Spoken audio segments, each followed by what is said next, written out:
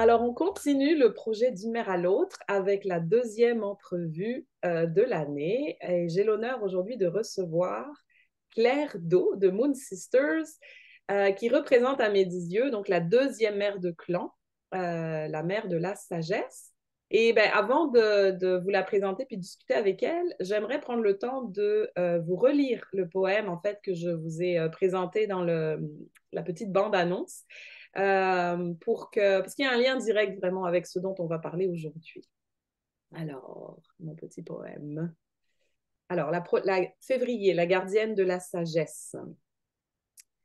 La protectrice des traditions sacrées, gardienne de la mémoire des pierres et de l'histoire de la terre, gardienne des rythmes, du temps qu'il fait et des saisons, la dépositaire du souvenir et de l'art de la mémoire, la mère de l'amitié, de l'unité planétaire et de la compréhension mutuelle. Elle nous enseigne l'art du développement de soi et de l'expansion, à avoir accès à la mémoire planétaire, aux souvenirs personnels, à l'ancienne sagesse et connaissance, à comprendre la sagesse que détient chaque forme de vie et quelle est sa mission, à être un ami et à restaurer l'amitié en faisant honneur au point de vue de chaque forme de vie. Elle nous enseigne à honorer la vérité.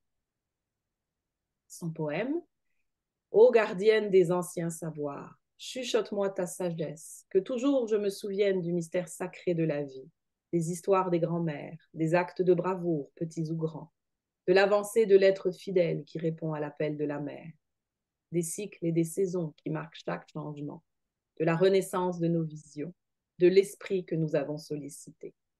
Ici, c'est la vérité qui l'emporte dans la guerre qui demeure intérieure, amenant chaque être humain à la célébration finale. Mm. Alors, bonjour ma belle. Bonjour Anne, Comment vas-tu aujourd'hui? de m'accueillir. Pardon? je... je te demandais comment ça va aujourd'hui. Ça va que je réémerge avec le mois de février, là. Mm-hmm. Puis il fait un soleil radieux aujourd'hui, la lumière est magnifique. Là, je sais pas comment Oui, à oui, Montréal, là, effectivement. mais puis c'est ça qui est spécial, hein. À partir de février, à partir d'Imbolc, quand la lumière est juste un peu plus haute, là, ça crée comme la couleur du soleil sur la nature enneigée, parce que nous, on a reçu beaucoup, beaucoup de neige ici dans le nord, là, mais ça fait comme une lumière dorée partout. Mm-hmm. C'est comme Mm-hmm. super. Après les 10 semaines de noirceur qu'on a Oui, ça fait passées, du là, bien. ça fait comme. Tout d'un coup, je me sens vivante. Voilà. Donc, février, j'ai bien choisi, c'est le mois où tu t'éveilles. Oui, parce que janvier, ça. Ouais. Ouais, Aurait été ouais. un peu plus déprimant comme échange, je pense. Oui. Oui, en plus, pour la petite histoire, on a failli enregistrer ça la semaine dernière, en janvier, donc on a bien fait de décaler parce que les deux, on n'était pas dans la bonne énergie. Effectivement. Alors, dis-moi, ma belle, avant de te présenter, en quoi est-ce que tu te reconnais dans cette gardienne de la... Est-ce que ça te parle, en fait, quand je t'ai envoyé ce projet, En- ce descriptif? Ouais, ouais. Est-ce que Au tu te début, j'étais reconnais? comme, ah ouais, elle a choisi cette mère-là, mais bon, c'est intéressant. Puis là, finalement, c'est parce que ça fait longtemps que je l'ai lu, j'ai quand même Mhm, beaucoup travaillé avec, mais ça fait longtemps que je n'avais pas relu le compte de chacune, tu sais. Bon, mhm, là, je me suis dit, ah tiens, ok, bon. Puis effectivement, je me retrouve beaucoup et je trouve ça, j'aime ça finalement quand quelqu'un vient nous amener un reflet de nous-mêmes ou comment mhm, la personne nous perçoit parce que ça nous permet d'aller visiter des espaces où peut-être on ne se reconnaît pas. Pas mhm, forcément parce que je ne le reconnais pas en moi, mais parce qu'à première vue, ce serait peut-être pas le truc sur lequel je me serais arrêtée. mhm, En relisant, j'ai fait, ah oui, hein, ça fait quand même vraiment sens, tu sais. Puis oui, la gardienne des traditions, c'est quelque chose qui m'a toujours vraiment appelée. Euh, et puis le lien, là, tu sais, le lien entre toutes choses. mhm, Je pense que c'est ça. Moi, j'ai eu la chance à partir de l'âge de 10 ans. Avant, j'ai grandi dans une grande ville, mais après, mes parents ont déménagé en campagne et je passais mes journées dans la forêt, seule. Et j'ai eu ce contact magique avec le vivant et dans ma perception de préadolescente là, ou d'enfant, pour moi, il n'y avait pas de frontière entre le monde du vivant et moi. Je me percevais complètement comme faisant partie de ce grand tout-là. Et c'est quelque chose qui ne m'a jamais quitté et qui, comment je dirais ça, qui donne une direction à ma vie et à mes intérêts et et c'est ça, comment j'ai construit ma vie, comment. Mhm, mhm. C'est pour ça aussi que tu as choisi d'habiter dans les Laurentides, en pleine nature. Ouais, ouais, ouais, Ouais. ouais. Mhm. Ok. Bon, bah, heureuse que tu te reconnaisses. Moi, effectivement, comme tu as dit, c'est le côté, celle qui garde les traditions sacrées qui est venu me chercher, en fait, parce que quand je t'ai rencontré, tu avais tout un savoir sur toutes les traditions de plein de cultures, en fait, sur toute la symbolique du féminin sacré, etc. Et donc, je trouvais ça passionnant parce que, comme toi, je suis amoureuse du savoir, en quête de sens et tout. On n'est pas sagittaires pour rien, les deux. Et puis, euh, je pense que tu as été la première, en fait, c'est ça, à mentionner, tu sais, ça dit l'art du développement de soi ou à comprendre aussi quelle est sa mission sur Terre, faire honneur à qui on est, en fait. Je pense que c'est toi qui as semé la première graine de ça dans mon cheminement. Donc, merci beaucoup. Euh, pour la petite histoire, en fait, je pense que tu étais la première à m'initier au cercle de parole. Je ne sais pas si tu te souviens de notre rencontre. Moi, Oui, le premier souvenir que j'ai, c'était à Montréal. Je ouais. ne sais pas comment j'étais tombée sur la publicité de ton cercle, mais c'était, je ne sais plus, sur le plateau, je crois, dans Ouais, un espèce d'appartement. un loft, ouais. Ouais, c'est ça, c'est La ça. rue Saint-Denis, ouais, ouais. Ouais, ouais, un premier cercle de parole. Je connaissais personne, c'était tout nouveau pour moi. Et ça m'avait vraiment fait du bien. Mais c'est ça, le premier truc qui m'avait frappé quand je t'ai rencontré, j'étais comme, un savoir. Puis une vision du monde, enfin, c'était très posé, très sage, et en même temps, euh, c'était waouh, on a tout en nous. Fait que ça, je pense que ça venait rejoindre ma profonde foi en l'être humain et en le fait que si on veut, on peut changer les choses pour le mieux, on peut vivre dans un monde meilleur, qu'on a vraiment tout en soi. Et puis, bah, alors après, dans les traditions que tu m'as enseignées, il y avait le yonistim, la sagesse des sabbats. Donc là, tu viens de parler d'Imbolc. Alors peut-être tu peux résumer pour ceux qui ne savent pas ce que c'est. Imbolc. Rimbolc, ben, c'est une fête païenne, dans le fond, qui est à mi-chemin entre le solstice d'hiver, qui est l'ouverture de la Mhm, porte du Nord, porte de l'hiver, et l'équinoxe de printemps au 21 mars. Donc, on est à mi-chemin. mhm, Et ça symbolise le retour de la lumière, hein, parce qu'on le sait, là, quand on arrive à Imbolc, on vient de traverser les 10 semaines les plus sombres de l'année. Et là, on le voit, on le ressent dans l'énergie de vie, même si rien n'est perceptible à l'extérieur, déjà dans le ventre, parce que Imbolc, ça veut dire dans le ventre, hein, mhm, le ventre de la mer, donc dans le ventre de la mer Terre, même si à la surface, il y a encore de la neige et tout, les premières énergies vont s'éveiller, hein. Le soleil est plus haut dans sa course de nouveau.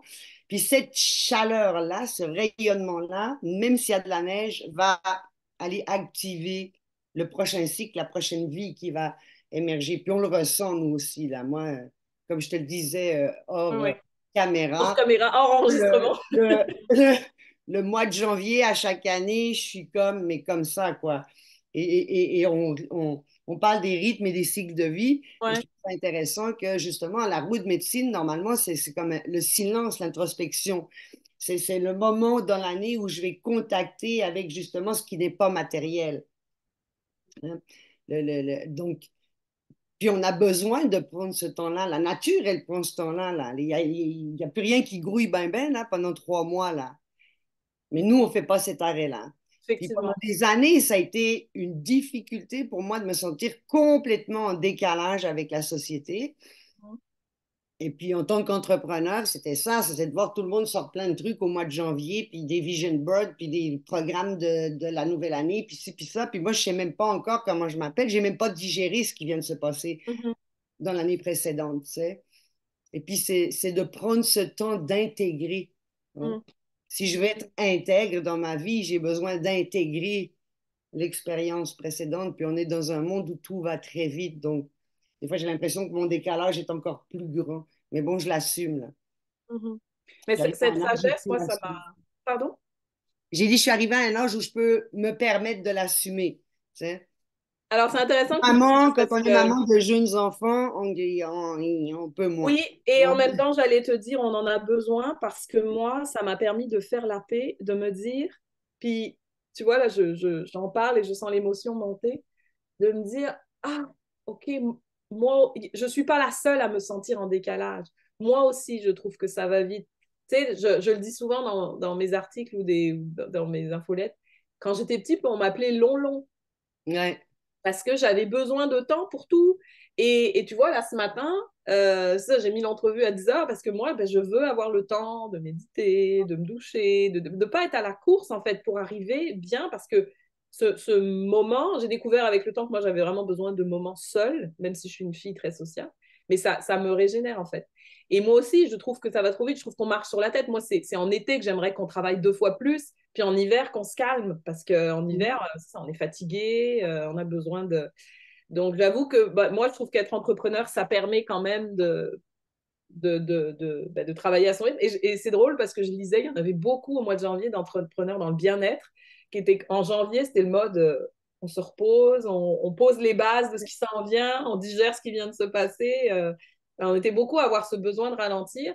Et je pense que les mamans, on a besoin de ça parce que alors, au Québec, on a quand même la chance d'avoir un long congé maternité, mais je trouve qu'on nous pousse quand même à tout de suite revenir dans un rythme assez rapide.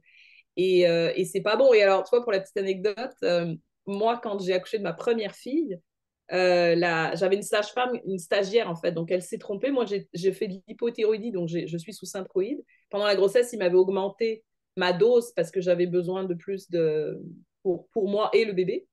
Et après l'accouchement, elle m'avait dit, ah, pendant 2 mois, il faut garder cette dose-là. Ce qui était faux, mais bon, elle était stagiaire, elle ne le savait pas. Mais donc pendant 2 mois, du coup, j'étais sur un beat, mais beaucoup trop fort pour moi, en fait. J'avais trop d'énergie. Et du coup, mais je faisais plein de choses avec mon bébé, mais je me suis brûlée parce que quand j'ai revu le médecin, puis elle m'a dit non, non, fallait revenir tout de suite à la dose normale. Ben là, j'ai eu un gros down. Et je me suis dit, ah ouais, non, ça. Ben, j'avais la hantise d'être seule avec mon bébé à la maison à rien faire, mais on était en plein hiver. Donc en même temps, c'est le temps justement de cocooner. Mais non, moi j'étais à fond, ok, on va aller faire tel atelier, tel machin. J'étais complètement brûlée. Et j'ai repris le travail au bout d'un an, mais j'ai trouvé que c'était pas assez de temps, en fait. J'aurais eu besoin de plus pour, tu sais, me reposer, parce que finalement, s'occuper d'un bébé, c'est fatigant aussi, tu sais. Oui, et puis c'est aussi, il y a ça qui est super important. Puis je pense qu'aussi le fait que notre société soit basée sur la productivité. Mhm. La société n'est pas basée sur la mère et le rythme de l'enfant, ce qui, pour moi, c'est quand on va dans des sociétés et des communautés encore traditionnelles ailleurs à l'étranger, puis ça peut être un peu dans n'importe quelle partie du monde, Mhm. où la communauté est plus matriarcale dans le sens où la vie elle-même, le beat de la vie va rythmer le quotidien, c'est-à-dire qu'on va honorer le rythme de la mère, on va honorer Mhm. le rythme du développement de l'enfant.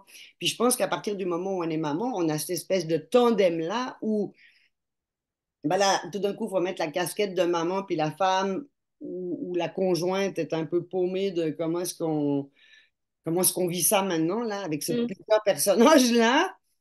Puis je pense qu'aussi, je veux dire, intrinsèquement, le rôle de la mère qui est de prendre soin de l'enfant, il y a un endroit où nous devons ralentir pour honorer le rythme de l'enfant. Puis on vit dans un monde complètement... Je veux dire, pourquoi les 3 quarts des gamins sont sur Ritalin, là? Je veux dire, c'est Mhm. peut-être qu'à un moment donné, il va falloir qu'on se pose la question pourquoi personne ne peut plus fitter dans le moule, là. Mhm. Quand on a une société qui est aussi en mauvaise santé, je ne veux pas dire malade, mais en tout cas, il y a un déséquilibre flagrant, là. Mhm. Puis on Oui, voit que c'est c'est vrai ce que tu dis. exponentiel. Donc, je pense qu'il y a ce besoin-là aussi. C'est-à-dire qu'intrinsèquement, je ne peux pas honorer mon rythme, puis quelque part, je le ressens que je suis en train de bousculer mon gamin, puis on le voit là. Je veux dire, allez, dépêche, dépêche, le matin. Ouais, le matin, moi aussi, je me suis tout le temps là. Et je m'en veux parce que je sais que moi, je suis du genre à vouloir prendre mon temps, mais on est sur un horaire, fait qu'on est tout le temps en train de les pousser dans le Ouais. dos. C'est ça, puis tu sais, à un moment donné, ça va être comment on va pouvoir calquer nos horaires, notre vie, puis collectivement commencé à transformer ça. Mhm. C'est un peu l'espèce de cercle vicieux où, bon, ben, on a besoin de cash parce que c'est une vie où on a besoin de cash. Donc, c'est toujours ça qui va primer. Alors que, bon, alors comment on peut... Moi, j'ai eu la chance, là, d'être un peu assez rebelle pour toujours créer mes emplois. Tu sais. J'avais déjà commencé avant d'avoir ma première fille, mais Mhm. le moment où j'ai accouché, là, ça a fait... pendant que j'étais enceinte, là, tout m'est apparu, là, de ce qui avait déjà été difficile pour moi-même Mhm. en tant qu'adolescente, puis en tant que jeune adulte, de comment je m'inscris dans le système, comment est-ce que, oui, bon, il faut que je gagne ma vie, mais bon, voilà, il y a plein de trucs que non, ça me tente vraiment pas de faire, et puis je le sentais que c'était pas bon pour moi, c'est pas de pas l'avoir essayé, Mhm. mais c'est ces espèces de constats où tu te sens complètement en décalage, puis ça marche pas pantoute, puis tu te dis, c'est pas vrai que je vais passer ma vie comme ça, là. Tu sais. Donc, j'ai eu la chance de pouvoir créer mes propres emplois. Mais après, c'est ça, à la naissance de ma fille, tout d'un coup, c'était obvious que, mais il n'y a plus rien qui colle. Et puis, cette arrivée de cet enfant-là, la maternité m'a comme forcé à chercher des alternatives parce que là, il y avait plein de trucs. J'étais là, non, non, non, moi, je fais pas ça comme ça. Puis, j'avais pas forcément la réponse de ce qui était juste. Mhm. Mais ce que je voyais qui se passait, c'était vraiment pas là où je voulais m'en aller. Donc, ça a forcé comme une espèce de quête de OK, si c'est pas ça, c'est quoi d'abord? Tu sais? Quelle alternative il y a? Est-ce qu'il y a d'autres modes de vie, d'autres modes de fonctionnement, de comment la maternité est portée, comment l'accueil de l'âme, hein? Je veux dire, dans quelles conditions on accouche là, dans notre monde moderne, là? Il n'y a absolument aucune place, on parle de la porte du Nord, là, parce qu'on est encore dedans, même si on est en février, du monde des esprits, de l'invisible qui nous entoure. Puis c'est comme, je veux dire, accoucher, c'est accueillir une nouvelle âme. Puis, il est où cet espace-là dans notre société? Juste ça, là. Hein? Si je reprends ma place de gardienne des traditions, puis OK, comment j'accueille une nouvelle vie? C'est pas rien, là, c'est pas juste, ah, il y a un nouveau membre dans la famille, puis youp la boum, puis au même titre que le chat, le chien, le canari, puis le char devant la maison. Hein? Puis c'est quoi le rythme pour accueillir la vie? T'sais? Puis on le voit, si Quand- la mère est bousculée, ben les gamins vont être bousculés, quoi. On l'a tout vécu, ça. Puis à partir du moment où je me calme le pompon, puis je prends le temps de respirer, whoop, tout le monde s'est calmé, là, tu sais. Donc, cette espèce de jeu, puis c'est encore, on va revenir au point de comment je me relie à l'autre, comment je me relie à ce qui est autour de moi, tu sais.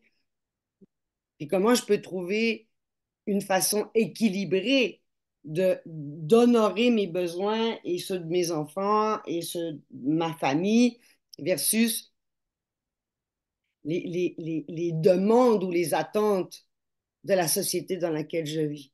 Mhm. Je pense que ça, c'est un des grands challenges aujourd'hui parce qu'il y a de plus en plus de gens pour qui ça fait plus sens, on n'est plus capable. Je veux dire, on en devient malade, là. On le sent, là, notre qualité de vie est pourrie ou on va se taper un cancer ou je sais pas quoi, là, pour dire wow, stop. Tu sais. Justement, dans les traditions sacrées, alors, je sais pas celle-là si c'est toi qui me l'avais rapporté, mais je sais qu'en Inde, les Mm. femmes, elles ont 40 jours de Oui. juste avec elles et leur bébé, puis tous les autres s'occupent du reste. Et elles ont le temps, justement, elles, de s'accueillir dans nouvelle identité de mère et puis d'accueillir leur enfant. Et je trouve ça beau. Puis je sais que ils considèrent aussi que ça prend 1 an et demi ou 2, en fait, se remettre complètement d'un accouchement à tous les niveaux, là, physiologique, physique, émotionnel, etc. Mm. Euh, et, euh, et puis, je pense que c'était mon ostéopathe qui disait, même dans le monde occidental, il faut calculer presque 2 ans et demi, 3 ans, tellement le rythme est Et, intense, en fait, pour que tu ouais. arrives à revenir à qui tu étais. Alors, comme tu le dis, ça nous transforme, mais quand même, tu sais, à atterrir complètement de cette expérience. Et il Ouais. y a un soin dont je pense que c'est toi qui m'en avais parlé, du rebozo, justement, qui est Oui, comme refermer ça. Est-ce que tu oui. peux...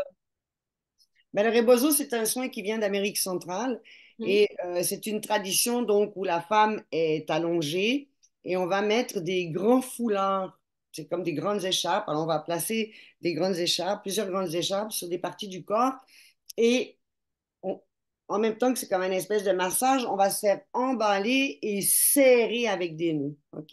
Et ça a vraiment le but de refermer le corps, hein, parce qu'on le sait, pour accoucher, il faut ouvrir. Bon, et puis il y a pas juste le vagin qui va ouvrir, là. Notre être doit ouvrir, là. Il y a quelque chose, on le sait, là, on l'a tout vécu au moment de la naissance. Tout d'un coup, il y a cette dimension où on se rend compte de, ben, on est bien plus que ce body-là, là, puis toute cette espèce d'histoire qu'on se raconte tout le monde, puis qu'on est bien sérieux avec ça. Donc, Mhm. puis il y a l'ouverture des corps énergétiques. Donc, ça demande une ouverture à la mère. Puis, on le sait toutes, les quelques jours après l'accouchement, on est hyper vulnérable, là. On est d'une sensibilité extrême. C'est comme si tous nos sens sont aiguisés. C'est comme si tout d'un coup, tout le volume extérieur est beaucoup trop fort, là. Bon, donc ce soin-là, il nous permet de vraiment nous ramener et de rentrer dans notre corps, de se récupérer. Parce que c'est ça. Puis je trouve ça intéressant, l'image où, bon, physiologiquement, il faut qu'on ouvre pour qu'un corps passe, mais il faut que j'ouvre parce que c'est plus grand que moi. Puis on sait, la maternité, je veux dire, je suis responsable d'un être à vie, là. Moi, mes enfants, j'en ai deux qui sont adultes, une qui va devenir adulte, la dernière cette année. Puis c'est quand même nos enfants. Mhm. Mais bon, bref. Et de voir comment, puis c'est cette posture-là aussi dans la prise de conscience qui des fois fait que la mère a un baby blues ou qu'on va devenir déprimé. Puis ça, c'est un des grands tabous encore, même si on commence à en parler. Ou cette espèce tout d'un coup, je ne serai plus jamais seule, là. Là, il y Mhm. a des âges où tu peux même pas aller faire pipi tranquille, là.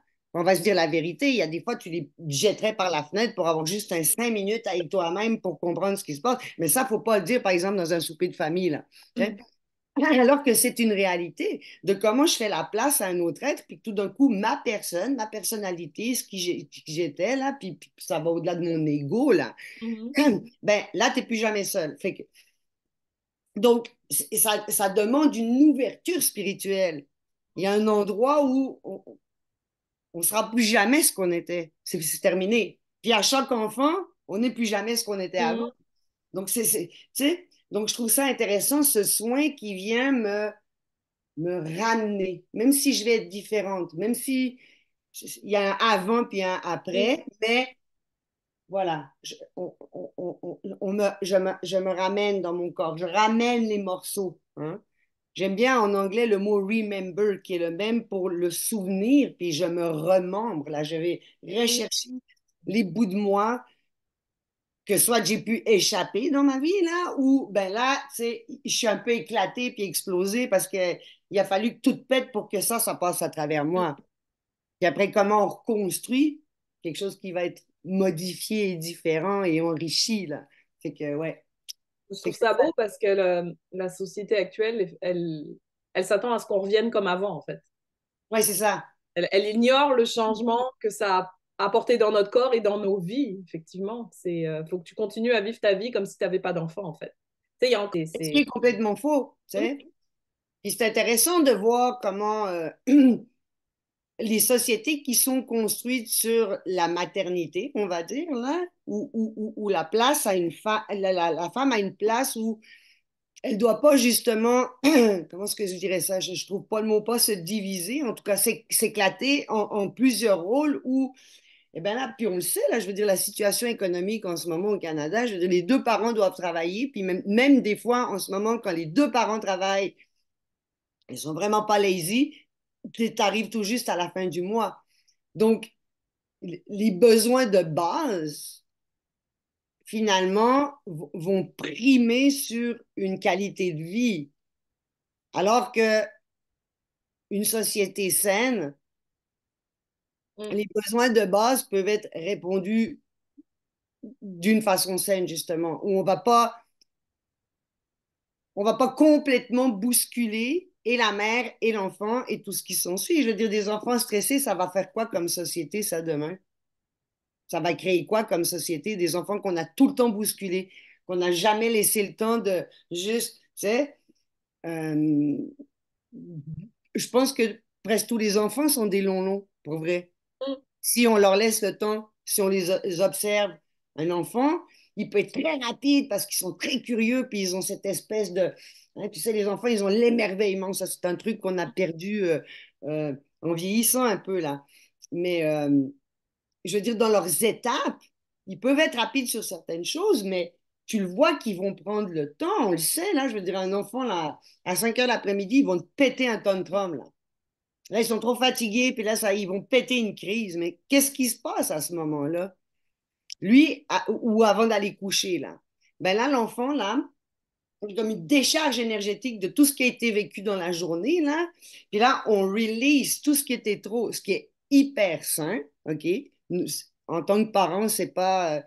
parce qu'encore une fois, on est dans une société où, bon, blablabla, si les enfants pleurent, puis ils sont mal élevés, puis je sais pas trop quoi, puis il faudrait qu'on ait le contrôle, puis que tout soit tout le temps beau et bien, Instagrammable, alors que la vie est, il y a du sang, là, ça peut puer, là, c'est rough, la vie, là, c'est pas juste, voilà, impeccable. Mais l'enfant, à ce moment-là, c'est sa façon à lui de re-rentrer en lui avant la nuit, Mm. en fin de journée. Donc, le trop-plein, Décharge de tout, il oui. sort. Puis Mm. nous, là, en tant qu'adultes, on se contrôle, puis tout, puis après ça nous coûte je sais pas combien en thérapie pour aller fesser dans un coussin, man. Parce que Mm. on nous l'a pas permis quand on était petit. Alors, comment est-ce qu'on va pouvoir créer un espace? Les enfants nous enseignent ça, là, d'avoir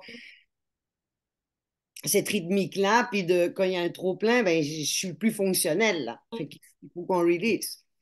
Donc, ouais, c'est comme Ouais, un c'est ça qui est questionnement beau qui dans est... le fait d'avoir des enfants. Ils nous ramènent, j'ai envie de dire, ils nous ramènent à l'essentiel, en fait. Ils nous ramènent, comme tu dis, à suivre notre rythme. Ils ont un émerveillement pour la nature qui est, en fait, normalement naturel, intrinsèque à l'être humain. Tu le Ouais, disais au début, là, de cette conscience de faire partie du tout. Mais ben on est oui, avec ça, c'est juste qu'on l'oublie. Mais ouais, à la base, et en fait, je pense qu'on passe souvent à côté du cadeau, de tous les enseignements, de toute la sagesse, en fait, que les enfants ont à nous apporter, quoi. En ouais. devenant mère, on peut de nouveau toucher à ça. Et je pense que c'est pour ça qu'il y a beaucoup de mères, enfin, surtout dans les mères, les femmes qui, comme moi, sont devenues mères sur le tard.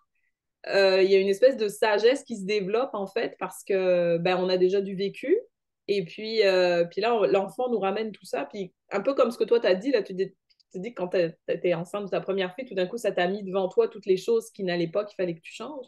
Je pense qu'on est beaucoup à vivre ça en fait et que c'est un cadeau même si c'est pas évident à vivre parce que comme tu dis dans notre société c'est souvent critiqué et banni et tout ça faudrait pas que ça se passe sauf que c'est ça. C'est ça, c'est parce que l'enfant nous ramène au vivant. Mm-hmm. L'enfant est pleinement présent. Puis si tu regardes des petits-enfants, là, ils sont émerveillés. Ils vont capoter sur une petite fourmi. Bon, il y a des passages où là, ils vont l'écraboutir. Puis tout. Ouais. Mais je veux dire, un, un enfant qui va souffrir un animal, il se met automatiquement à pleurer. Ça prend 2 secondes. Puis dans n'importe quelle culture, là. Là, on parle pas c'est parce qu'ils ont une éducation X ou je sais pas quoi. Donc là, tu dis, OK, donc le lien au vivant, il est clairement présent. L'enfant est conscient, enfin en tout cas, lui, il est drivé par cette force-là. Il se laisse porter par cette force de vie. Puis nous, moi, c'était ça l'impression que j'avais eue là quand j'ai eu ma fille. Et c'est ce qui a motivé énormément de mes choix de vie, qui a Mhm. fait qui je suis aujourd'hui. C'était de dire, mais OK, alors là, en ce moment, je suis dans une société qui va tout faire pour que l'enfant ne soit pas ça. Puis est-ce que moi, je vais participer à ça ou pas? Hein? Fait que ça a été ça, je pense, le grand déclencheur, là. Quand je suis tombée enceinte, la première question, c'était comme l'accouchement. Puis là, j'étais comme, non, moi, c'est pas vrai que je vais aller à l'hôpital. Je suis pas malade. Mhm. Il y avait une force en moi qui me disait, écoute, il y a des millions de femmes qui ont accouché avant moi. Puis je ne dis pas que les hôpitaux, c'est une mauvaise chose, OK? On est heureux qu'ils soient là parce que oui, il y a certaines grossesses et certains accouchements qui nécessitent vraiment des soins et un accompagnement particulier. Donc, merci pour ça. Mais je veux dire, encore une fois, qu'on en fasse une généralité, Mhm. que toutes les femmes passent par cette case-là, puis qu'on soit traité comme des malades, là, tu sais, hein, ou je sais pas, ou quasi si on était, comment, Oui, c'est infantilisés, ça que j'allais dire, infantilisé. Il y a beaucoup ou, de ça. ou, euh, ou carrément, tu sais, c'est comme une perte de pouvoir. On m'enlève ce pouvoir-là de, en tant que femme, même si ma maman ne me l'a pas appris ou je suis dans une société où j'ai pas eu cette transmission de mère en fille comme ce que moi j'ai été apprendre en voyageant, par exemple, beaucoup en Amérique centrale, qui fait beaucoup partie de ma pratique maintenant et des partages que je fais auprès des femmes. Bon, même si j'ai pas vécu ça ici en Occident, comment ça que à aucun moment dans ma vie, puis là je parle de la société ou de l'éducation ou de l'école, on m'a dit, mais ma fille, t'as le pouvoir d'accoucher, là. Ton corps a été fait pour ça. Il y a une force extraordinaire en toi, puis elle va se déployer au moment venu. Comment ça que personne ne nous l'a dit, là? Mais que ce qu'on va me présenter, c'est comme, oui, bon, ben là, alors, si tu veux-tu une épidurale, puis ci, puis ça, puis il y a Ça comme fait toute une mal, paperasse. tu vas souffrir. Oui, c'est ça, puis c'est épouvantable, là, je veux dire, tu accoucheras dans la douleur, là. C'est quoi ce truc-là, là? C'est qui c'est là, en premier lieu, qui a pondu cette phrase-là, là, Et tu sais? puis, c'est pas faux, mais moi, c'est pas ça que je retiens de mes accouchements, en fait. C'est que oui, j'ai eu mal, mais c'est pas le souvenir que je garde de mes deux accouchements. C'est comme tu dis, c'était un moment de puissance que je waouh, j'ai fait ça. Et c'est drôle parce que cette nuit, j'ai rêvé de nouveau que j'accouchais seule et que même j'accouchais seule du placenta. C'est sans personne, quoi. Mais c'est effectivement, moi, j'ai pris conscience de ce pouvoir-là quand j'ai accouché. Donc, c'est ça, tu sais, puis c'est comme de priver la femme d'avoir accès, parce que là, on parlait aussi là, de la gardienne, c'est les mémoires, puis Ouais. les mémoires intérieures, j'en parle beaucoup aussi dans mes ateliers, c'est-à-dire que, tu sais, là, c'est très à la mode d'aller guérir nos lignées, et puis voilà, tous les traumas et les patterns, et c'est génial, c'est parfait, parce qu'effectivement, on est en train, collectivement, il y a une espèce de conscience de couper des choses toxiques qui sont transmises d'une génération à l'autre. Génial. OK. Donc, si j'ai accès à la chenoute, hein, ça veut dire que j'ai aussi accès à ce qu'ils ont fait de beau, de merveilleux, de courageux, de fort. Puis c'est dans notre ADN, dans mon corps de femme là, qui menstrue, puis qui est capable de concevoir un enfant, il y a cette mémoire-là. Alors, c'est de comment on va ramener ça à la conscience. Comment ça va être aussi important que les trucs vachement importants que notre société attend de nous en ce moment. Tu sais? Puis comment on va pouvoir concilier les deux. Hein? Puis c'est encore une fois, c'est ce voyage entre le monde matériel et immatériel. Puis comment est-ce que je trouve une posture juste et un équilibre qui m'est propre. Parce qu'encore une fois, on est tous différents à des degrés différents. Tu sais, moi, j'ai enseigné pendant plus de 12 ans dans une école Waldorf et où c'est beaucoup basé sur le rythme de l'enfant. Qu'est-ce qui est approprié ou pas de lui présenter Mhm. à partir de ce que lui me témoigne de où il est rendu aussi. Là, tu sais. Puis cette espèce d'écoute, là. Puis tu le vois, là, dans une classe, je veux dire, la différence, là. C'est phénoménal. Je veux dire, tu as des petits groupes là, d'élèves qui vont se ressembler, puis qui fonctionnent, qui ont des tempéraments similaires ou qui ont des façons de fonctionner qui se ressemblent. Mais je veux dire, sur une classe de 30 élèves, j'ai 30 individus qui sont uniques. Alors, comment on va la danser, cette danse collective, pour que on soit capable de créer un espace sacré où chacun a sa place? Mhm. Puis on le sait, toi, je suis sûre que tu l'as vécu toi aussi depuis que tu chemines, que tu fais des groupes de femmes ou en tout cas des ateliers où on va apprendre plus qui je suis, tu sais. Je veux dire, c'est justement la richesse de cette unicité qu'on est venu amener. C'est pas autre chose. Là, parce que là, c'est aussi notre mission de vie, puis notre mission de vie, puis là, c'est tout un espèce de tralala, tu sais. Ben, t'es parfait comme tel, là. T'es arrivé exactement, parfaitement comme tu dois être, et c'est ça que tu es venu partager au monde. Avec nos ombres, avec nos trucs en décalage, avec les trucs qu'on dit puis qu'on fait pas. La vie, elle s'en fout, ça, elle nous aime pareil, là. Elle nous a ardemment désirés exactement comme on est. Alors, à partir de ce moment-là, si je pars de ce prémisse-là, comment est-ce que je peux construire une société où il y a de la place pour toutes les facettes de l'humanité? Il y a une danse possible, là. Parce que quand je regarde la nature, je vois toutes ces espèces-là cohabiter puis coexister. Puis finalement, il y a juste nous autres qui ne sommes pas capables de fitter dans le décor. Qu'est-ce qui se passe là? Tu sais? Puis je pense que justement, la maternité, puis l'enfant, l'être humain qui arrive encore tout frais, même si on sait qu'on a des empreintes, des mémoires de blablabla, je veux dire, il y a une fraîcheur, il y a un regard frais que dépendamment de si on croit aux vies antérieures ou whatever, on arrive avec on a soit oublié, soit si les gens pensent que ça n'existe pas, en tout cas, on arrive avec une certaine fraîcheur.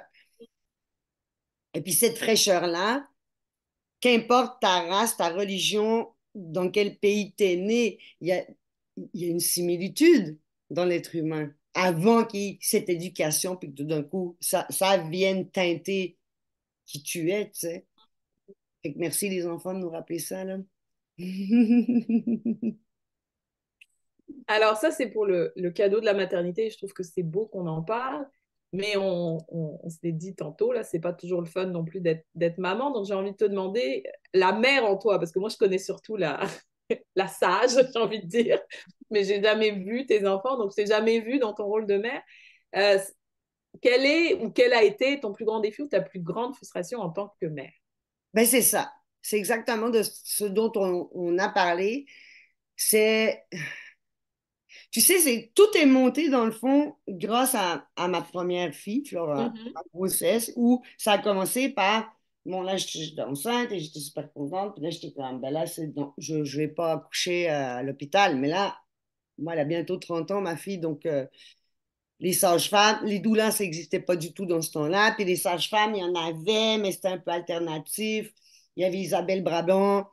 Puis là, ils étaient dans le départ de vouloir partir une des premières maisons de naissance à Montréal. OK. Pas ces ressources-là, tu sais.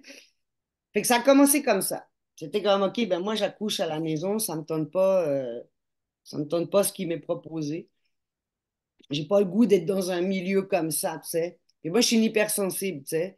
Fait que les néons, puis le ci, puis le bruit, puis le ça, puis qu'on vient tout me déranger à toutes les 2 minutes pour me poser des questions, je le savais d'avance, ça allait pas le faire, là. Je me connais dans mon hypersensibilité. Fait que ça a été le premier pas. Puis après, ça déboule, tu sais. C'est l'allaitement. C'était pas à la mode d'allaiter, là. C'était encore les biberons, là. Après ça, Mhm. c'était des couches. Moi, j'avais des couches en coton. Tout le monde hallucinait sur mon cas. Euh, c'est parce que là, j'avais commencé à lire, puis je savais que là, c'est vraiment pas bon de mettre ça dans les fesses de nos bébés, puis c'est pas bon pour l'environnement, mais je veux dire, les produits qui sont utilisés, puis c'est sur leur partie intime, là, je veux dire, c'est important, là, puis ça dure 2 ans, là, des couches, là. Enfin, pas la même couche, là, on la change, mais Oui. une période de 2 ans, à Ouais, peu près, ouais. là, je vais faire une moyenne, puis encore une fois, chaque fois que je vais prononcer des chiffres, on s'entend, on fait une moyenne pour se comprendre, là. Il y a des enfants après, puis il y a des enfants avant, puis c'est tout est parfait, chacun a son rythme, tu sais. Donc, ça a été la nourriture, ça a été les vêtements, ça a été les activités, ça a été la santé. Euh, après ça a été la scolarité. Donc, tout déboulait. Puis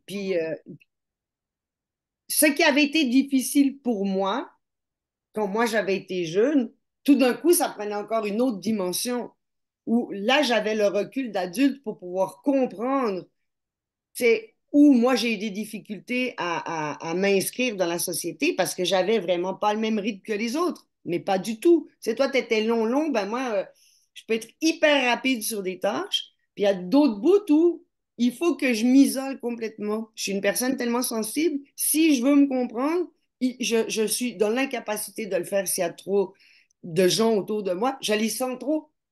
J'ai mis, bon, là, j'ai appris à comme rester en moi, mais en tout cas, on était enfant, c'était épouvantable pour moi, là, d'être dans des écoles bruyantes, puis, bon. Mais j'avais la chance, comme je suis quand même née dans une génération où on était dehors, on n'avait pas de cellulaire.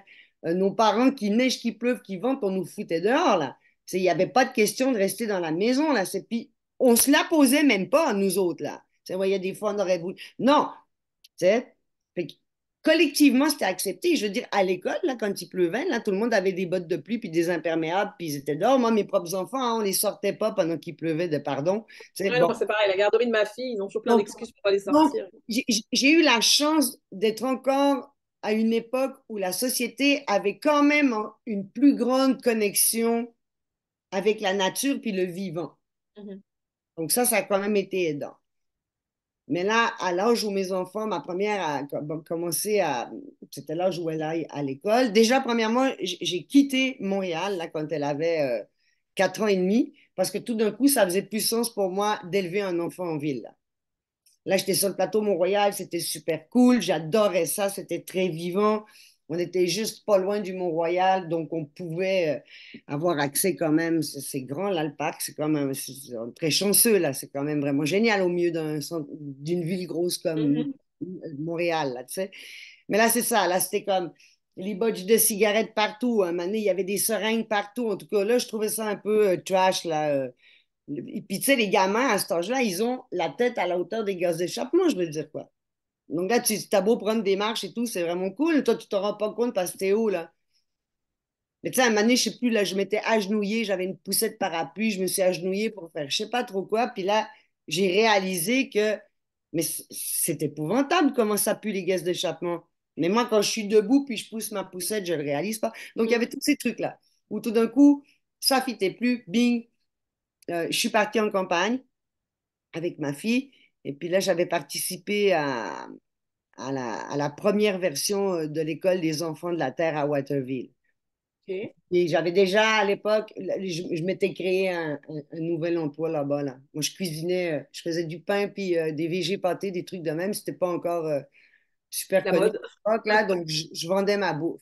C'était Ouais. très cool, ça avait bien marché. Ça me permettait d'être complètement autonome puis d'être à la maison le plus Mhm. possible avec ma fille, tu sais. Puis c'était ça. Tu sais, quand tu dis aussi qu'on est bousculé, parce qu'on doit retourner sur le marché du travail Mhm. comme trop rapidement dans notre ressenti. Il y a ça aussi. Je veux dire, un enfant, je veux dire, tu voyages n'importe où dans le monde, hein. Les enfants à 3 4 ans, ils sont encore proches de leur mère. Ils ont besoin de nous. Ou alors, tu es dans un village où il y a une communauté de femmes, puis il y a une communauté de mères et de grand-mères qui sont comme des mères. Mais l'enfant est accompagné d'une présence. Ils sont pas 30 à devoir être assis sur une chaise à pas bouger puis à se faire chicaner s'ils n'ont pas tout bien fait en même temps que tous les camarades, là, tu sais.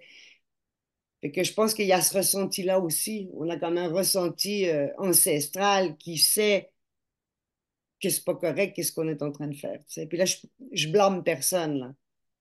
Je fais juste un constat de c'est rendu vraiment bizarre, tu sais.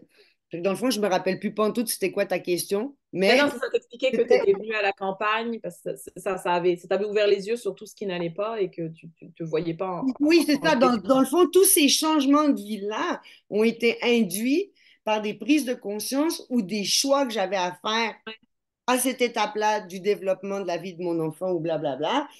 Puis là, j'étais confrontée à dire, OK, est-ce que je continue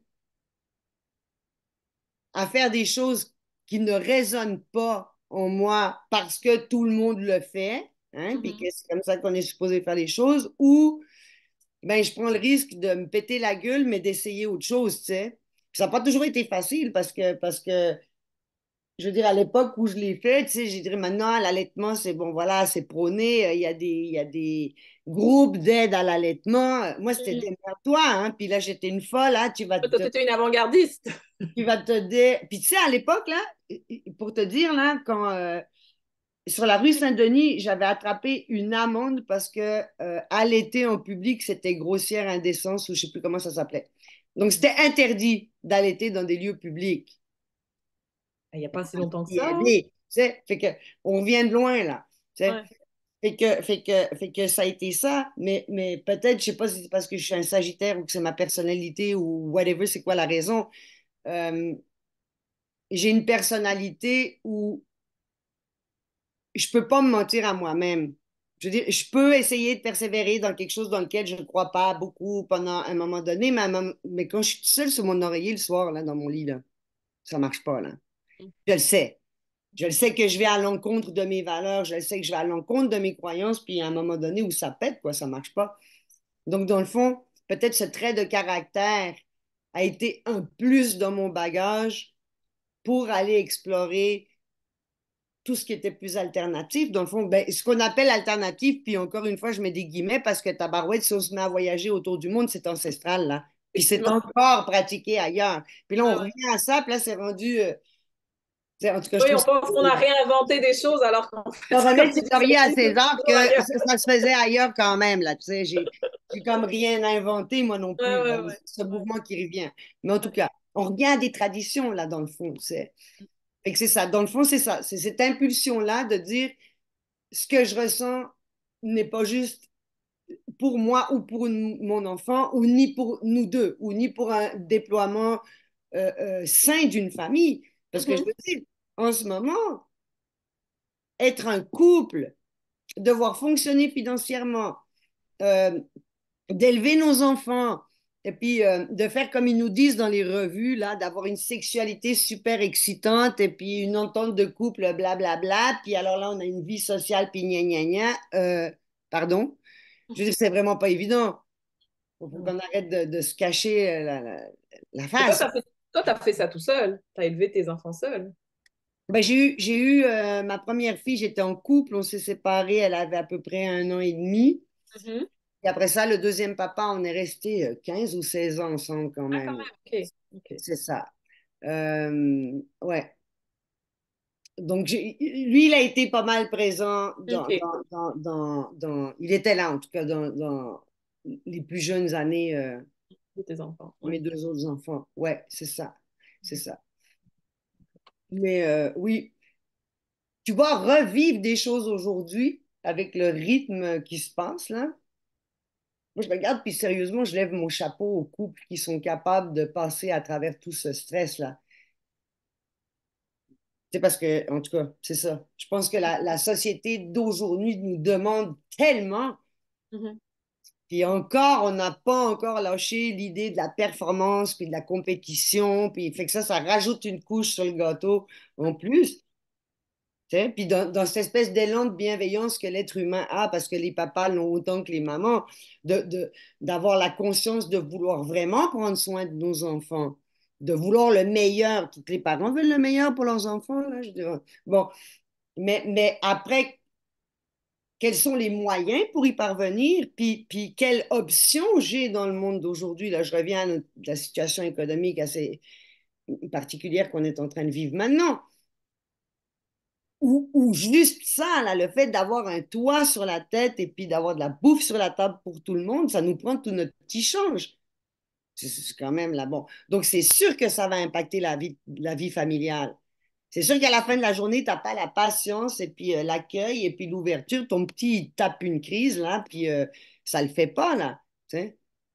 J'ai pas la capacité, moi, d'être dans un calme absolu pour que l'enfant puisse De juste toi aussi. Oui. poser, tu sais. Alors Ouais. que dans l'idéal, c'est ça qu'on devrait avoir, tu sais. Donc, je pense que la problématique la plus importante en ce moment, c'est ce décalage.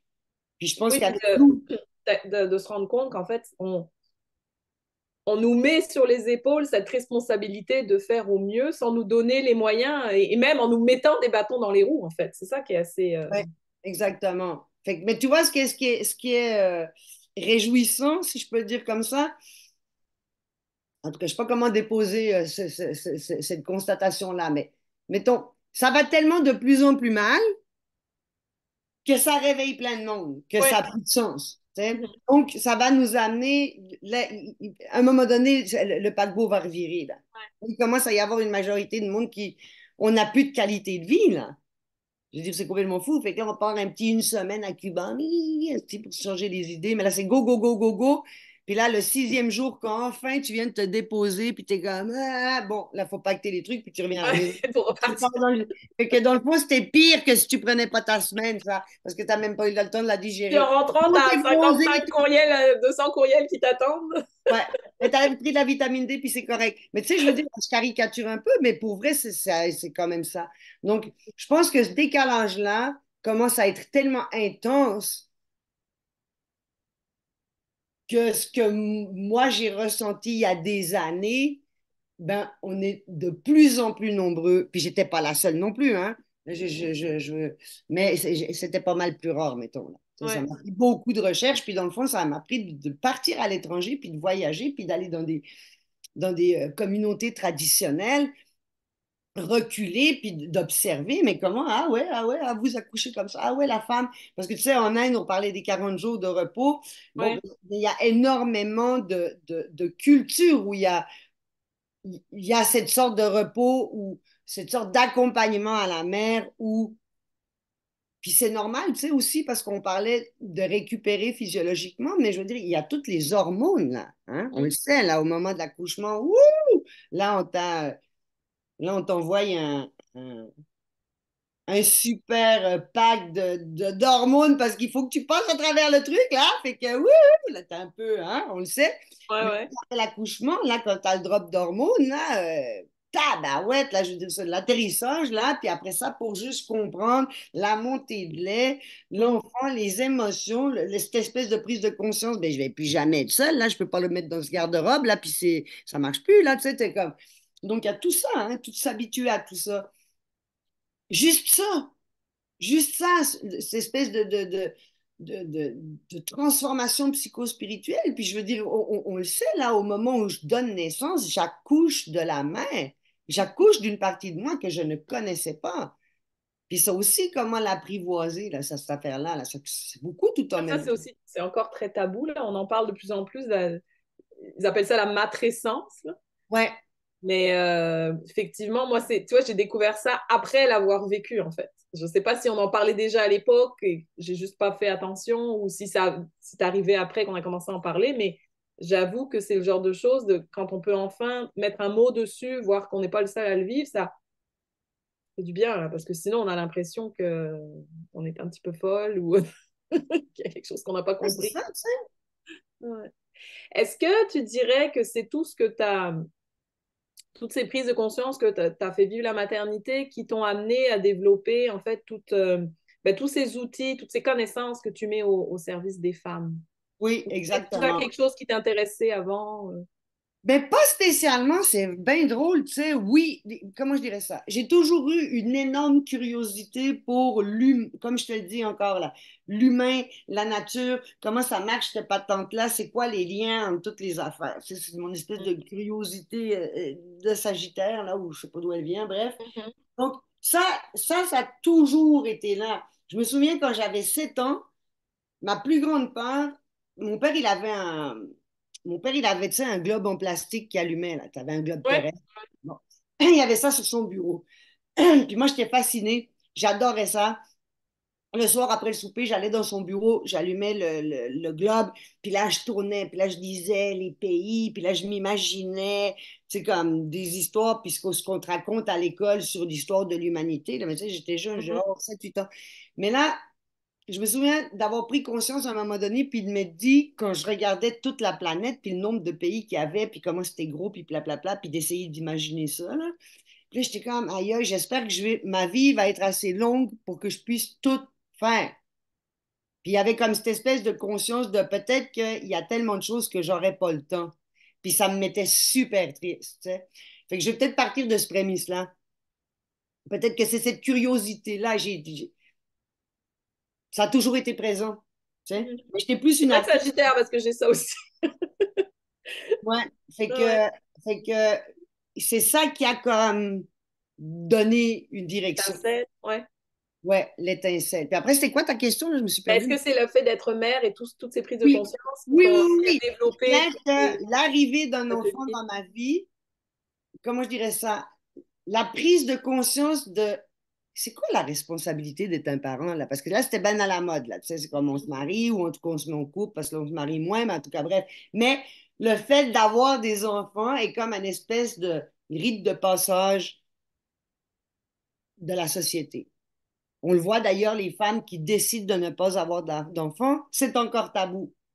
Elles doivent se justifier encore sans cesse en ce moment, en 2023, de pourquoi elles ont fait le choix que non, moi, ça ne me tente pas, puis ben, c'est parfait. Tu sais. Un gars qui ne fait pas d'enfants, ça, on ne va rien lui dire. Tu sais, c'est assez intéressant. Bref, mais parce qu'on est le véhicule, ça a l'air que c'est plus choquant. Donc, oui, ça a été la maternité. Puis, parallèlement à ça, donc, à partir du moment où j'ai eu un retour de menstruation, où tout d'un coup, j'étais comme, ah ben là, ça va me prendre une contraception qui fait, parce que j'avais pris la pilule en étant adolescente. Moi, j'avais des menstruations très irrégulières, donc on m'avait donné la pilule, non pas Ouais, même chose pour ici. protection, voilà, pour pas tomber enceinte. Réguler le cycle, Mais, ouais. et puis j'ai été malade, là, en tout cas, on pourrait s'en parler dans une autre émission, là, mais comme, ça l'a vraiment pas fait pantoute, mais vraiment Mhm. pas. Mais à l'époque, personne n'en parlait. Donc, on a arrêté ça. Et moi, j'avais gardé le souvenir que, ben ouais, c'est quand j'allais chez la gynécologue, puis là, tu partages là, les malaises. Puis moi, j'étais malade, là. J'étais carrément malade, là, avec ça. Puis là, elle me dit, ah, tu vas t'habituer, il n'y a personne que ça fait ça. Fait que non seulement tu n'es pas bien, mais en plus, tu rentres chez vous, puis tu penses que tu es le seul Culpabilise. cornet.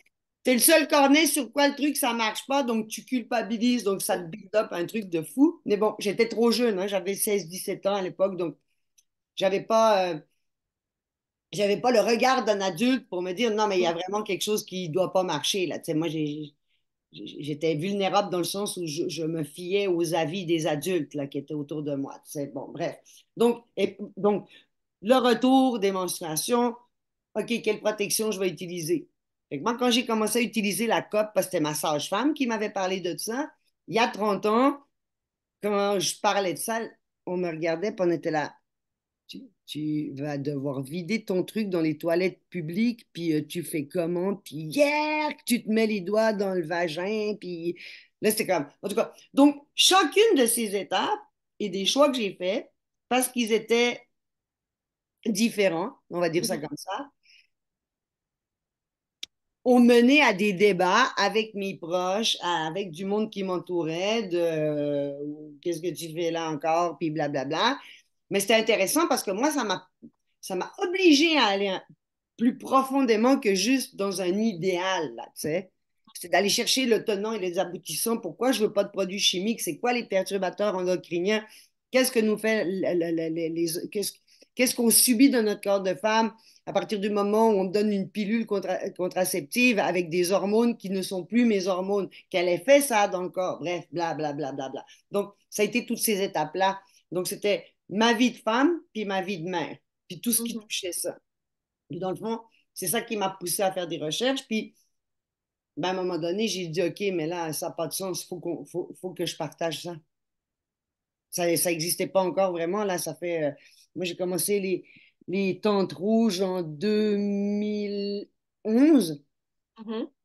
Puis, je vais te dire la vérité, j'ai créé un cercle de femmes, là, parce que là, je savais que ça existait dans des traditions. Évidemment que je ne l'ai pas inventé toute seule. Mais à un moment donné, j'ai dit, eh ben, tabarouette, moi, j'ai vraiment besoin de ça. Puis, il n'y a personne qui le fait. Fait que c'était pour ma pomme, hein, au début, hein, que Ouais. j'ai commencé C'est ça. souvent ça qui nous Et motive, qui puis, nous pousse, puis, hein. je me suis dit, ben, je vais offrir ça au monde, puis on va se faire des cercles de femmes, puis on va. Parce que, tu sais, j'avais des discussions quand même animées avec mes copines, ou tu sais, tu le sais, là, on va se faire un Ouais, souper, ouais, ouais. Bon, ben, de quoi on parle? Hein? Ben, de tout ça, tu sais. Bon. Mais là, est-ce qu'on peut créer un espace euh, intentionnel où on va pouvoir venir partager ces questionnements-là, nos déceptions, nos espoirs, nos deuils. Il n'y avait pas d'espace pour ça. Tu sais, oui, je le vivais avec mes copines, mais c'était comme si tout d'un coup, le besoin que socialement cet espace-là existe. Tu sais, parce que c'est ça qui est drôle aussi. C'est comme si il y a comme une espèce d'hypocrisie dans notre société où on doit rendre des comptes en ayant comme une image de parfait parent, puis de famille fonctionnelle, puis là, on a quand même une carrière nanana, puis là, on s'est payé notre baraque, ou en tout cas, whatever, là, tu sais, bon. Puis en même temps, c'est hyper hypocrite parce que on ne doit pas laisser paraître ce qui se passe à l'interne dans la famille. C'est tabou. Mm. Hein? Hein? T'arrives pas dans un souper de famille à Noël, puis tu dis, ben là, ça fait 3 mois qu'on n'a pas baisé parce que ça va pas bien, bien, là, tu sais. Ah, c'est ça. Mais c'est la réalité. Parce que T'as si tout le besoin monde d'en disait la parler. Non, non, tout à vérité fait. autour de la table, là, tu verrais que sur 5 familles, ben, il y en a 3 que ça va pas bien en ce moment, là, tu sais. Mais Mm. on se le dit pas. Fait qu'il y a Mm. cette espèce d'hypocrisie où à l'extérieur, là, puis là, c'est mon espèce de joke, là, tout ce qui est Instagrammable, là. Hein? Et puis, ben ça construit des attentes, là. Ça construit des attentes, puis ça crée de l'isolement parce que tout d'un coup, moi, si je me fie à ce que je vois et à ce qu'on me montre seulement, ben, je sens que je suis complètement mésadaptée, là. Parce que moi, à l'interne, dans ma famille, puis à l'intérieur de moi, c'est pas tout le temps rose bonbon comme ce qu'on me présente, là, de la famille idéale, là. Tu sais? Alors, puis Donc, c'est ça ça qui crée ces arrive. espaces pour des femmes. Est-ce que tu as tout de suite vu qu'il y avait un besoin? Ah oui, Ça tout a de tout de suite, tout suite de suite, tout de répondu? suite. Ouais. Ouais, tout de suite, tout de suite. Puis après ça, c'était de partager ces connaissances-là. Donc, il y avait le besoin d'un espace sécuritaire pour se partager, Hum, pour que chaque hum, femme ait l'espace de déposer ce qu'elle vivait en tant que mère, en tant que conjointe ou ouais. enfin, de toutes nos facettes féminines, dans le fond, là, tu sais. Et puis, l'autre point qui est arrivé après les cercles, c'est que j'ai commencé à faire des ateliers pour expliquer, ça marche comment, là, nos cycles féminins, les 4 saisons du cycle, les hormones, toute cette machine-là, dans le fond. Et puis, tu vois, puis encore aujourd'hui, en 2023, j'ai des femmes qui vont me dire, mais comment ça qu'on nous a pas dit ça avant? Et c'est ce que j'allais dire, on n'apprend pas ça à l'école. On apprend le cycle reproductif, mais on n'apprend pas effectivement toutes Ben, comment c'est ça, fonctionne notre propre cycle à nous. c'est ça. Tu sais, quand on pense que ça a pris jusqu'à l'année 2020, OK, pour que le clitoris apparaisse sur les planches d'anatomie de la bonne façon, là, OK? Ça fait juste 3 ans, là. Non, non, 2024, ça fait 4 ans, là. Mais en tout Ouais. cas, bref. Pense-y, là. Bon. Fait qu'il y a tout ça. Donc, dans le fond, c'est ça qui a motivé ben, que je choisisse de faire ça dans la vie.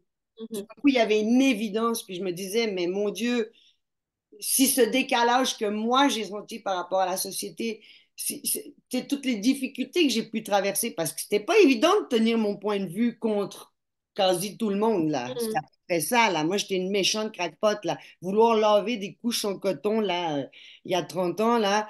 Donc là tout le monde me disait mais tu recules dans le temps puis blablabla. Puis après ça j'avais des protections lavables, blablabla. En tout cas ça a été comme une chose, j'ai un putain de caractère. Moi. Ça m'a Mhm. ça m'a aidé à traverser tout C'est ça qui t'a ça. permis de maintenir le cap. Et voilà, tu sais, ma personnalité qui, voilà. Bon, au moins pour ça, ça m'a servi, tu sais. Et puis c'était, ben, c'est c'est dans le fond, c'est ça qui m'a orienté vers partager ces savoirs-là, puis créer des opportunités où chacune va pouvoir. Tu sais, il y a comme une connaissance de base, là, comment on fonctionne, voilà, nos cycles, nos différentes étapes, les hormones, tout ça. Notre rapport à la vie, les plantes alliées qu'on va pouvoir utiliser, avoir une connaissance de moi-même, c'est complètement débile quand même de se dire que au niveau de la gynécologie, on connaît tellement rien qu'on s'en va dans un bureau puis il y a un gars qui va nous dire comment c'est supposé que ça marche cette affaire-là. Là. Puis j'ai rien contre les gars, mais je parle juste de l'image que je sais tellement pas qui je suis au niveau du fonctionnement de mon appareil génital, de mes cycles, puis justement de cette possibilité de procréer, Mhm. que c'est un homme qui va venir me l'enseigner. Et je trouvais ça, tu sais, puis encore une fois, c'est pas du machisme, j'ai rien contre les hommes, mais cette perte de transmission Mhm. mère en fille ou de femme à femme, bon, là, faut qu'on ramène ça, tu sais. Et puis, le deuxième enseignement que j'ai trouvé super riche, donc au-delà des connaissances, voilà, c'est le partage. Parce que chacune, même si elle n'a pas connaissance de toutes, elle a une expérience. Ouais. Et cette expérience est riche en enseignement. Et le fait de pouvoir partager mon expérience, même si c'est pas un truc super vargeux, ça peut être de la dépression, ça peut être des trucs dans lesquels justement c'est encore tabou et on n'est pas fier de ça. Mhm. Ça peut nous faire vivre de la honte ou de la gêne parce qu'on se dit, ah, ouais, les autres ils vont tout bien, puis moi, là, ça a tout fucké mon affaire. Mais non, mais partage-la, partage-moi ton histoire, partage-nous ton histoire parce qu'il y a une sagesse là-dedans. Il y a une connaissance là-dedans. Tu as traversé quelque chose, il y a eu un enseignement, tu t'es transformé, puis ça, c'est hyper riche à C'est c'est- partager aux autres. c'est ça aussi que je retiens moi de la deuxième mère de clan et que j'aime dans les cercles de parole et dans ta médecine, c'est dans les cercles, on honore la vérité de chacune. Il y a- tout est, comme tu le dis, tu le répètes souvent, tout est juste en fait. Et ce que toi, tu as vécu, ça a autant de valeur que ce que moi j'ai vécu, même si c'est complètement, même si c'est complètement différent en fait. Puis je trouve que ça pacifie beaucoup. Hein. Tantôt, tu parlais de se sentir coupable parce que tu étais différent. Ben, le fait c'est ça, de partager ensemble toutes nos expériences, puis de voir que c'est accueilli, puis qu'il n'y a pas de jugement, puis que ça apaise beaucoup, quoi. Ça apaise Mm. beaucoup. Je trouve que ça te redonne la confiance, du pouvoir dans ta vie et ça fait du bien. Ça fait du bien, surtout quand on est maman. Mhm. Puis je pense que collectivement, c'est quelque chose qu'il faut qu'on récupère. Mm. Tu sais, tu regardes dans les Premières Nations, mettons, ou dans les sociétés qui sont plus anciennes, il y a cette espèce de forum collectif, que ce soit au niveau de rituels ou de Mm. célébrations, on va dire, là, qui ne sont pas forcément religieuses ou politiques, mais il y a un moment donné où la communauté se rencontre. Il y a un moment donné où la communauté va s'exprimer. Il y a un moment donné où on va vivre ensemble le fait que chacun a sa place ici. Mhm. Alors qu'on est dans un monde où il est de plus en plus difficile de trouver sa place. Tu sais? Mm. Où tout va très vite, où c'est ça. Puis là, cette espèce de décalage dont je dois répondre à une attente sociétale, hein, en ayant un rôle dans la société particulier. Mhm. Puis c'est drôle, là, dans notre monde moderne, dans le fond, on n'a jamais été aussi paumé, là.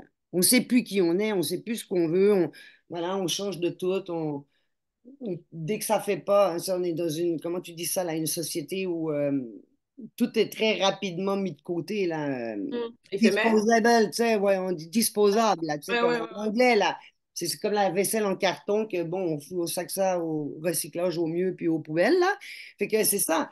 Fait que c'est intéressant de voir comment on va pouvoir collectivement se réapproprier cet espace où dans le cercle, tout le monde est à égalité, juste dans la posture, dans la forme géométrique, tu sais. Et puis comment le cercle aussi nous rappelle que c'est le microcosme dans le macrocosme, que tout fonctionne comme ça autour de nous. Ça me permet de prendre ma juste place dans l'univers. Là, on ne parle plus juste de la société ou la communauté dans laquelle je vis, mais là, il y a un sens, là.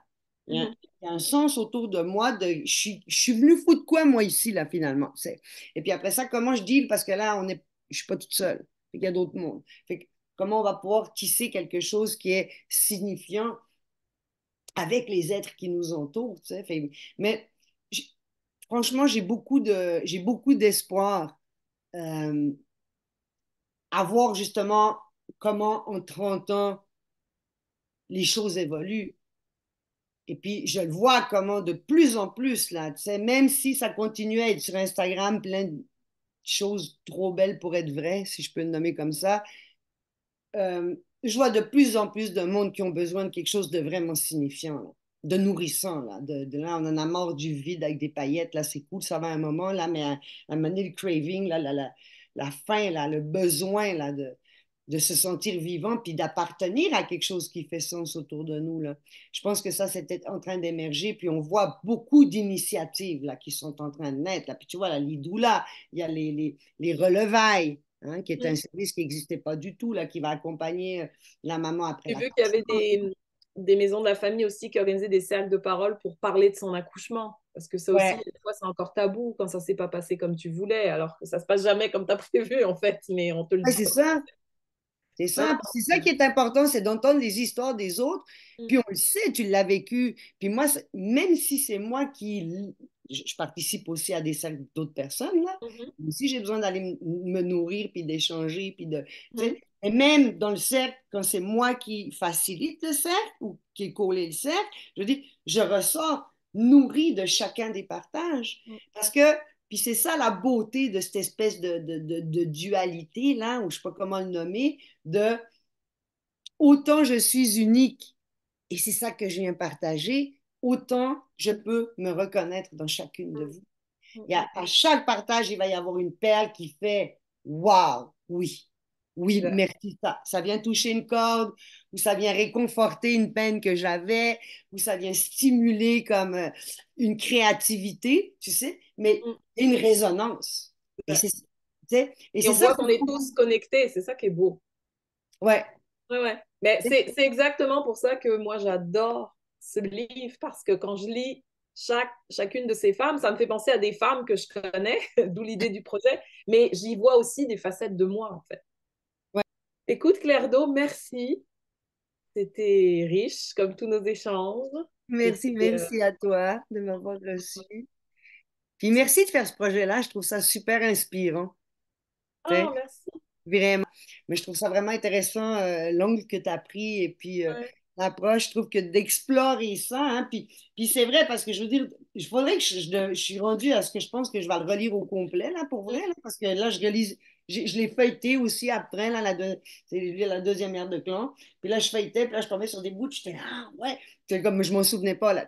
Ouais, mais c'est riche. En fait, moi, je le relis, et puis il y a des choses que j'avais pas vues la première fois, en fait. C'est... Puis chaque mère, comme tu le disais, je veux dire, chaque femme va pouvoir s'identifier à chaque mère de clan parce qu'il y a une, il y a une résonance dans une partie de nous où on est ça, là, tu sais. Ça, c'est très riche aussi, là. Mm.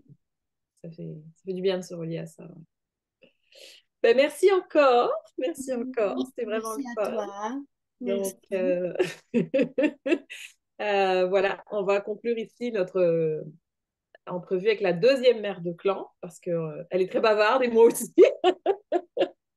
Et puis, je vous donne rendez-vous à toutes. Alors, je crois que c'est le 10 mars pour la prochaine nouvelle lune avec la troisième mère de clan, qui est la gardienne de la justice. Je me rappelle plus son nom exact. Je pense que c'est celle qui pèse la vérité. La vérité, Donc, ouais. ouais. Merci à toutes et à la prochaine. Merci. Bonne journée, tout le monde. Salut. Wimbalala, yeah.